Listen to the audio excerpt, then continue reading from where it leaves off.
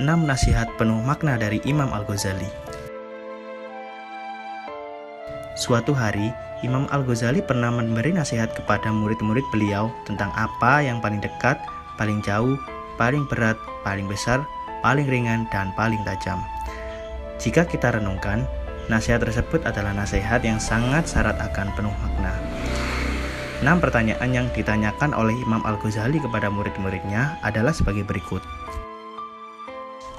Yang pertama yaitu apa yang paling dekat. Imam Al-Ghazali menjelaskan bahwa yang paling dekat dengan kita adalah kematian.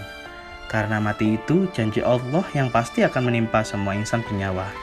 Sebagaimana firman Allah SWT dalam Quran Surat Ali Imran ayat 185 yang berbunyi, Bismillahirrahmanirrahim. Kullu nafsin dha'iqatul maut. Tiap-tiap yang berjiwa akan merasakan mati. Seorang yang sadar sebagai hamba Allah yang diberi jiwa harusnya selalu waspada terhadap kematian. Bukan berarti takut mati ataupun menghindar kematian, melainkan mempersiapkan diri untuk menyambut ajal yang datang kapanpun dan dimanapun dengan memperbanyak amal soleh serta beristighfar dari semua dosa dan kesalahan. Yang kedua yaitu apa yang paling jauh. Yang paling jauh dari diri kita adalah masa lalu. Karena bagaimanapun caranya, kita tidak akan bisa kembali ke masa lalu. Karena itu, janganlah membanggakan kebaikan-kebaikan yang pernah kita lakukan di masa lalu. Namun, teruslah meningkatkan kebaikan untuk hari ini dan esok hari. Rasulullah SAW bersabda, barang siapa yang keadaan amalnya hari ini lebih jelek dari hari kemarin, maka ia terlaknat. Barang siapa yang hari ini sama dengan hari kemarin, maka ia termasuk orang yang merugi. Dan barang siapa yang hari ini lebih baik dari hari kemarin, maka ia termasuk orang yang beruntung. Hadis riwayat Bukhari. Yang ketiga yaitu apa yang paling besar. Yang paling besar yang harus kita hadapi adalah hawa nafsu. Jika ditelusuri secara nalar, bahwa pusat dari segala kejahatan yang ada di dunia, mulai dari pencurian, penipuan, pemerkosaan, pembunuhan, saling caci maki, dan lain-lain, sumbernya berasal dari hawa nafsu.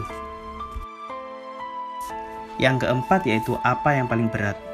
Imam Al-Ghazali mengatakan bahwa yang paling berat adalah menanggung amanah. Tumbuh-tumbuhan, binatang, gunung, dan malaikat semua menolak ketika Allah SWT meminta mereka untuk menjadi khalifah di dunia ini. Allah SWT berfirman dalam Al-Quran Surat Al-Ahzab ayat 72 yang berbunyi, Bismillahirrahmanirrahim. Inna aradna al-amanata 'ala as-samawati wal-ardi wal-jibali fa'abayna an yahmilnaha wa ashfaqna minha wa hamalaha al-insan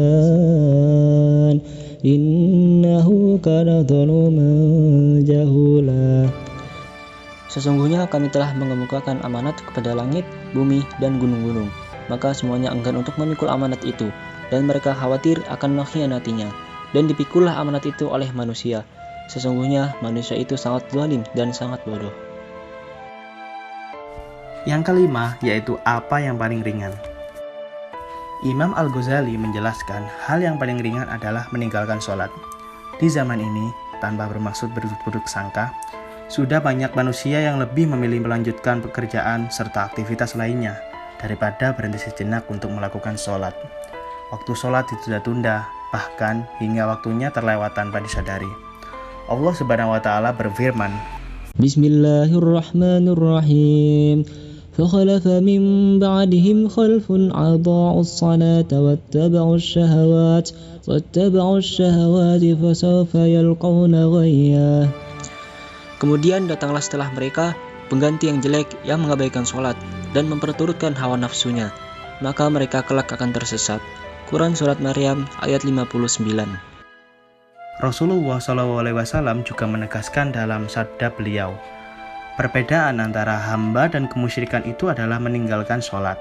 Hadis riwayat Muslim dalam kitab Sahihnya nomor 82 dari hadis Jabir. Dan yang terakhir yaitu apa yang paling tajam. Yang paling tajam adalah lidah. Dengan lidah, manusia dapat menyakiti hati dan melukai perasaan saudaranya. Kita sering mendengar pepatah bijak mengenai bahaya lidah, yaitu, kalau pedang melukai tubuh, ada harapan akan sembuh. Tapi kalau lidah melukai hati, kemana obat hendak dicari? Demikianlah 6 nasihat yang disampaikan oleh Imam Al-Ghazali sebagai pengingat dan motivasi khususnya untuk diri sendiri. Dan semoga dapat merambah pada kemanfaatan untuk orang lain. Semoga nasihat tersebut dapat menyadarkan kita agar kita menjadi muslim yang baik di dunia dan di akhirat. Wassalamualaikum warahmatullahi wabarakatuh.